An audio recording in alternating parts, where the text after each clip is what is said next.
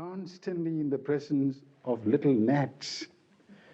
See, it's all right for the father to come back from the campus and say, now you be patient.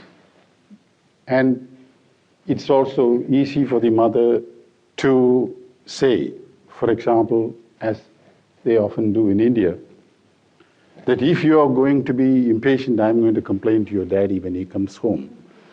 And I don't think there is any harm in doing that if the daddy is an exemplar of patience. Unfortunately, he is the antithesis.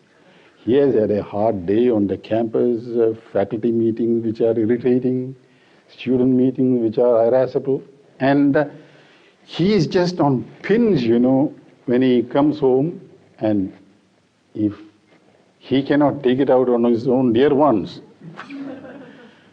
who else will put up with him? So, I would recall here in this connection how when we were going to Sedona some years ago, we traveled all the way by Santa Fe. I still enjoy trains. It's not that I feel nostalgic for the whistle of the train. When possible, I travel by it. And when we were traveling, there were two little children, perfect angels, but rather restless. After being cooped up in the train for a few hours, they really became little sticks of dynamite. The mother was alone with them. One stick at a time, I think a mother can handle. Two sticks at the same time of dynamite, it was really much too strong for her. And the little ones couldn't understand why their mother could not understand that they were getting restless. They started making up poetry, which I thought was pretty good. 1 little star, 2 little stars, 3 little stars, 4 little stars. It went on and on and on and on, and I thought it was as good as some of the poetry that I see in modern anthologies. But the mother got so exasperated that she started losing her patience more and more with them, and then came the climax. When one of the little girls said, "Mom, I want to go to the bathroom." And don't say, "What again?" See, this is it. She was reproducing the exact tone of her mother, the same gesture. And she had just absorbed the impatience of her mother.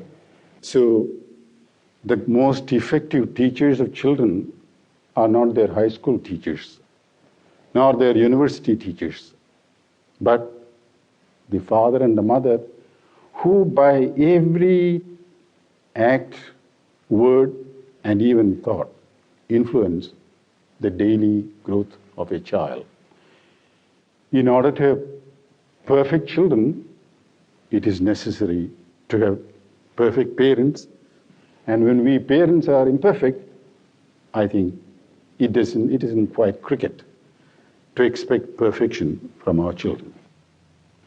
One day, early morning, when our 2 little nieces were making a racket while we were meditating, I went up to them and told them as sweetly as I can that we are meditating and you don't have to make such a noise when you are dressing and getting ready for school, and not hurry.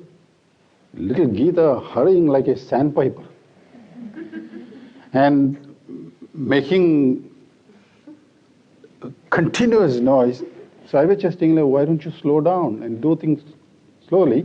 And I said it very patiently, but she said devastatingly, "Uncle, you don't have to go to school."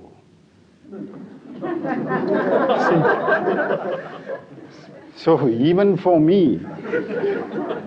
there are daily lessons in patience from our children, and I would suggest that we look upon our children also as teachers to us in patience, particularly when we are getting a little irritated.